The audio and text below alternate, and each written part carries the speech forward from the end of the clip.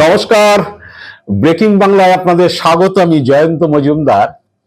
মঙ্গলবার দিন মুখ্যমন্ত্রী শুভেন্দু অধিকারী দিল্লিতে আমাদের যারা ভালো তৃণমূল, মানে যেসব ভালো তৃণমূলের সাংসদ যারা এখন এনসিপিআই তে রয়েছেন, তাদের সঙ্গে একটি বৈঠক করেছিলেন।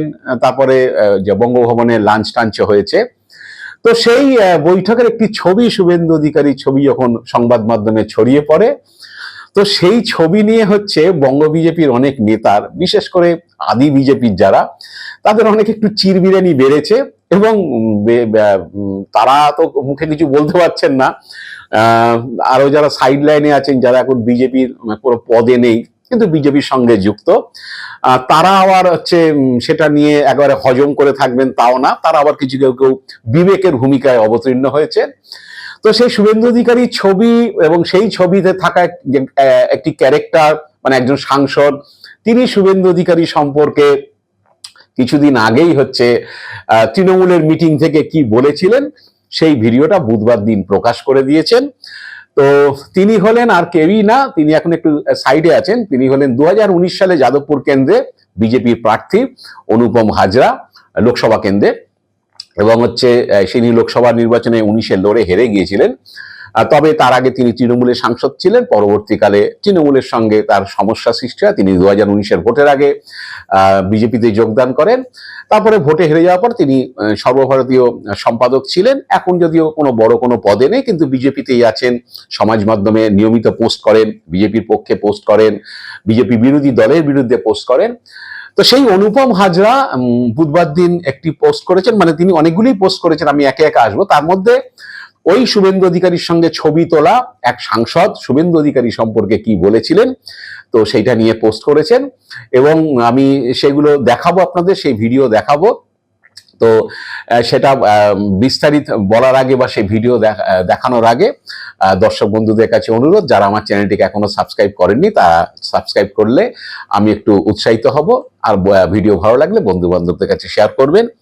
তো আসছি যে মঙ্গলবার দিন যখন শুভেন্দু অধিকারীর ওই ছবিটা, ওই এনসিপিআই এর 20 জন সাংসদকে নিয়ে তার মিটিং এর ছবিটা প্রকাশিত হয়, তখন অনুপম হাজরা তিনি ফেসবুকে পোস্ট করে লিখেছিলেন যে we are a happy family now, কাল থেকে ট্রোল করা বন্ধ, কারণ আজ থেকে আমরা সব আত্মীয় স্বজন। মানে উনি বোঝাতে চেয়েছেন যে এরা এনসিপিআই এর এমপি, এরা এনডিএ এর এখন শরিক হতে চাইছেন বা এনডিএ ব্লকে থাকতে চাইছেন, বা যা জল্পনা চলছে যদি সেরকম কোনো সমস্যা হয় তাহলে তারা হচ্ছে বিজেপিতে জয়েন করে যাবেন, এরকম একটা জল্পনা আপনারা জানেন যে মঙ্গলবার থেকে ছড়িয়েছে। তো তারপরে বুধবার দিন তিনি একটি পোস্ট করলেন ফেসবুকে, অনুপম হাজরা। তিনি লিখলেন, সকালে উঠে ভাবলাম একজনকে নিয়ে একটা ভিডিও পোস্ট করব, পরে মনে পড়লো উনি তো এখন আমাদের আত্মীয়।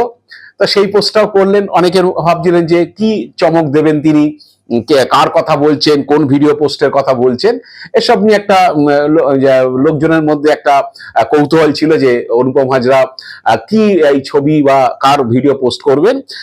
তারপরে দেখা গেল যে তিনি একটি পোস্ট করলেন সায়নী ঘোষের একটি ভিডিও, এবং তার সঙ্গে হচ্ছে একটা শুভেন্দু অধিকারী মঙ্গলবারে যে সাংসদদের নিয়ে যে বৈঠক, এনসিপিআই সাংসদদের নিয়ে বৈঠক, যাদের এখন ওই অনুপম হাজরা বলছেন আমাদের আত্মীয় স্বজন হয়ে গেছে, এখন থেকে ট্রোল টোল করা যাবে না, যতই তারা বিজেপি বিরোধী কথাবার্তা বলে নির্বাচনে জিতে আসুন, তৃণমূলের প্রতীকে নির্বাচনে জিতে আসুন, তাদের সঙ্গে মুখ্যমন্ত্রী ছবি তুলছেন, বিজেপি নেতারা ছবি তুলছেন, মিটিং করছেন, সুতরাং আত্মীয়দের সম্পর্কে বলা যাবে না বলে তিনি হচ্ছেন ছবিটা এবং হচ্ছে সঙ্গে সায়নী ঘোষের ভিডিওটা পোস্ট করলেন। ক্যাপশনে লিখলেন, আমাদের এক আত্মীয়, এক ছোট্ট বাচাল বনু, যিনি গতকাল দিল্লিতে আয়োজিত আমাদের ভোজবাড়িতে সবুজ শাড়ি পরে খেতে এসেছিলেন, খেয়ে আবার 2-4টে ঢেকুরও তুলেছেন বলে খবর। বিশেষ সূত্রে সায়নী ঘোষ মঙ্গলবারের মিটিং এ সবুজ রঙের শাড়ি পরে গিয়েছিলেন।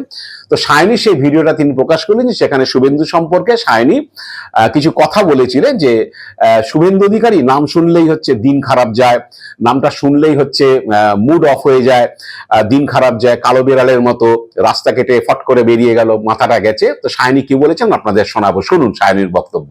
শুভেন্দু অধিকারী নাম বললে দিন খারাপ যায়,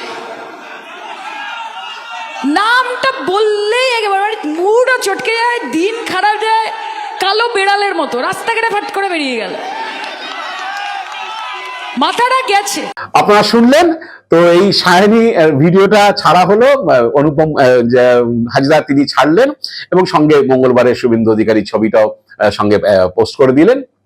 দেওয়ার পরে এই নিয়ে যথারীতি যা হয় হচ্ছে, মানে উনি যেটা বলতে চেয়েছেন যে এই সায়নী ঘোষ শুভেন্দু অধিকারী সম্পর্কে এইসব সমস্ত কথা বলেছিলেন, এখন শুভেন্দু অধিকারী তাদেরকে নিয়ে মিটিং করছেন, সায়নী সেখানে রয়েছেন, সবুজ শাড়িটাই পরে গেছেন।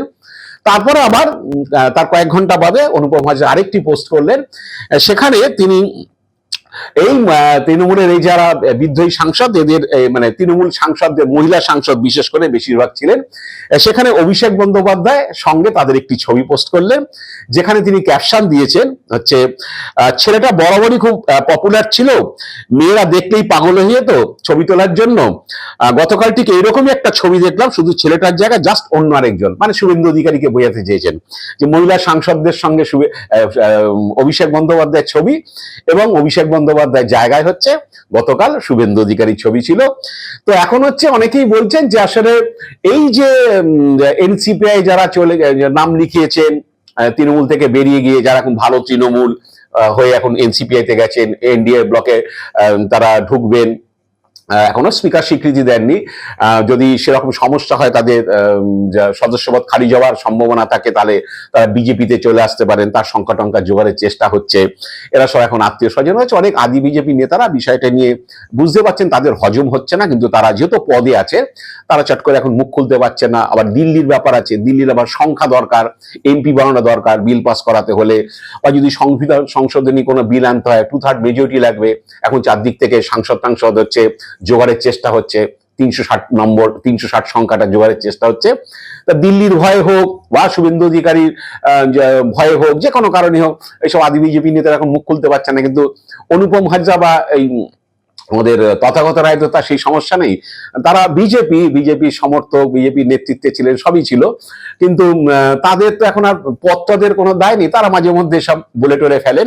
তো সেই কারণে বোধহয় অনুপম হাজরা যেটা বিজেপি নেতারা বলতে পারছেন না, যাদের ওই ছবি দেখে, শুভেন্দুর ছবি দেখে চিরবিরঙ্গি শুরু হয়েছে, তো অনুপম হাজরা তো বিবেকের ভূমিকা নিয়েছেন, তারা হয়তো এইসব ছবি পোস্ট করে দলকে বোঝাতে চাইছেন যে এইগুলোই এখন হচ্ছে, বা এইগুলোই আমাদের এখন দেখতে হবে, কিছু করার নেই। বিশেষ করে আমি যেটা বলছিলাম যে বিজেপির নেতারা অনেকেই যেটা বলছেন, সায়নী ঘোষ সম্পর্কে বিজেপি একটা রিজার্ভেশন আছে, আপনারা জানেন। 2015 সালে শিবরাত্রির সময় সায়নী ঘোষ টুইটার হ্যান্ডেলে একটি শিবলিঙ্গে কন্ডম পরানোর একটা কার্টুন ছবি বা তাতে আপত্তিকর ক্যাপশন দিয়ে পোস্ট করা হয়েছিল তার এক্স হ্যান্ডেল থেকে, বা আগে টুইটার ছিল। তো এইটা নিয়ে হচ্ছে ছবিতে দেখা গিয়েছিল যে এর সচেতনতার প্রতীক বুলাদি শিবলিঙ্গে কন্ডম পরাচ্ছেন। তো এতে হিন্দু ভাবাবেগে আঘাতের অভিযোগে তার বিরুদ্ধে এফআইআর করা হয়েছিল, যদিও সায়নী দাবি করেন যে তখন তিনি রাজনীতিতে ছিলেন না, এবং এটা হচ্ছে তার অ্যাকাউন্ট হ্যাক করে কেউ একটা পোস্ট করেছিল, তিনি সব ধর্মের প্রতি শ্রদ্ধাশীল। কিন্তু 2021 সালে সায়নী যখন বিধানসভা ভোটে লড়েন আসানসোলে, এবং 2024 সালে যখন যাদবপুর লোকসভা কেন্দ্রে লড়েন, তখন কিন্তু তার এই বিষয়টা নিয়ে কিন্তু বিতর্ক তৈরি হয়েছিল, এবং বিজেপি বুঝতেই পারছেন যে আক্রমণ করেছে, যে এরা হচ্ছে হিন্দু ধর্মকে আঘাত করেছে, অমুক করেছে। সায়নীর বিরুদ্ধে বিস্তর তারা অভিযোগ করেছিল, বা এখনো করে। মানে এখন যাই না, এই মিলন টিলন হয়ে যাওয়ার পরে, শুভেন্দু অধিকারীর সঙ্গে ছবি তুলে নেওয়ার পরে, বিজেপি নেতাদের সঙ্গে বৈঠকের পরে সায়নী সম্পর্কে এখন বিজেপির অ্যাসেসমেন্ট কি আমি বলতে পারবো না। তবে তারা সায়নীকে আক্রমণ করেছিল, তথাগত রায় তখন ব্যাপকভাবে সমাজ মাধ্যমে সায়নীর এই ব্যাপারটা নিয়ে হচ্ছে সমালোচনা করেছিলেন। তারপরে দেখা গেছিল যে সায়নী যখন 24 সালে লোকসভা ভোটে লড়ে, সায়নী আবার শিব মন্দিরে গিয়ে পুজো দিয়েছেন, শিব মন্দিরে পুজো দিয়ে সেই ছবি যাকে বলে সমাজ মাধ্যমে এসেছিল, সংবাদ মাধ্যমে এসেছিল। তো এখন সায়নীকে হজম করাটা একটু বিজেপির পক্ষে অসুবিধাজনক, সেই কারণেই বোধহয় হচ্ছে অনুপম হাজরা আর রাগঢাক করেননি, কারণ তিনি তখন পদে নেই। তাই জানেন যে এই সায়নী ঘোষদের নিয়ে নাচানাচি হচ্ছে, যে সায়নী ঘোষদের নিয়ে পার্টির হচ্ছে অনেক রিজার্ভেশন ছিল, ইনি এরকম ধরনের কর্মকাণ্ড করেছিলেন, যাকে নিয়ে যে পার্টি বা তারা এখন হিন্দুত্ববাদের কথা বলেন, যে হিন্দু ধর্মের লোকদের ধর্মীয় ভাবাবেগে আঘাত করেছিলেন। তিনি তৃণমূলের হয়ে জিতেছেন, বিজেপিকে আক্রমণ করেন, যে করেছেন, শুভেন্দু অধিকারীকে যে ব্যক্তিগতভাবে আক্রমণ করেছেন, তারাই এখন আমাদের বন্ধু বান্ধব আত্মীয় স্বজন হয়ে গিয়েছেন। এইসব বলে হয়তো যে কটাক্ষ করছেন, আবার কেউ কেউ বলছেন না বিবেকের ভূমিকায় অবতীর্ণ হয়েছেন, দলকে বোঝানোর চেষ্টা করছেন যে তোমরা এগুলো হয়তো ঠিক করছো না, এগুলো হয়তো পার্টির মানে কর্মীরা, যে নিচুতলার কর্মীরা, তারা হয়তো মেনে নেবে না, তারা যে সায়নী ঘোষ বিরোধী, তারা হচ্ছে যারা হিন্দু ধর্মকে আঘাত করে তাদের বিরোধী, তাদের নিয়ে এসব এখন সংখ্যার লড়াইয়ে হচ্ছে, এইসব চলছে, সব মাখামাখি চলছে। আবার অনেকে বলছেন যে না, এগুলো শুভেন্দু অধিকারী বা শ্রমিক ভট্টাচার্যদের ব্যাপার নয়, দিল্লি যদি চায় এদেরকে হচ্ছে, তাহলে তাদের তো হচ্ছে এগুলো করতেই হবে। এখন দিল্লি চাইছেন যে এই যারা ভালো তৃণমূল হয়ে যারা এখন এনসিপিআই তে নাম লিখিয়েছে, তারা দলে থাকুক বা এনডিএ ব্লকে থাকুক, যাতে ভবিষ্যতে হচ্ছে বিল পাস করানোর ক্ষেত্রে, বা যদি এমন কোনো বিল আসে, এক দেশ এক ভোট হোক বা ডিলিমিটেশন হোক, মানে লোকসভার আসন সংখ্যার যে পুনর্বিন্যাস, সেই বিল আসে, সেখানে সংবিধান সংশোধনের বিষয় এসে যাবে, অনেক সংখ্যায় 2/3 হচ্ছে ভোট লাগবে, 360 জন সদস্যের সমর্থন লাগবে। সেই কারণে হচ্ছে সেই সংখ্যার তাগিদেই হয়তো মোদিজি, অমিত শাহরা হচ্ছে এদেরকে এখন, এরা বিজেপি বিরোধী কথাবার্তা বলে যে ভোটের সময় যে প্রচার করে তারা জিতে এসছেন, তা সত্ত্বেও তাদেরকে এখন মাথায় তুলে নাচতে হচ্ছে শুধুমাত্র সংখ্যার খেলায়। জানি না এরপরে আরো কি কি হবে আগামী দিনে, পড়ে আছে। বিজেপিতে একেবারে সরাসরি তারা জয়েন করে যাবেন কিনা, তখন অনুপম হাজরারা আর কি ভিডিও প্রকাশ করবেন, বা আর ফেসবুক পোস্টে তারা আরো কত হচ্ছে দলকে মানে যে পরোক্ষে হচ্ছে সমালোচনা করবেন, আমি জানি না, সেসব দিন তো পড়েই আছে। আজ এ পর্যন্তই। আপনারা ভালো থাকবেন, সুস্থ থাকবেন, নমস্কার।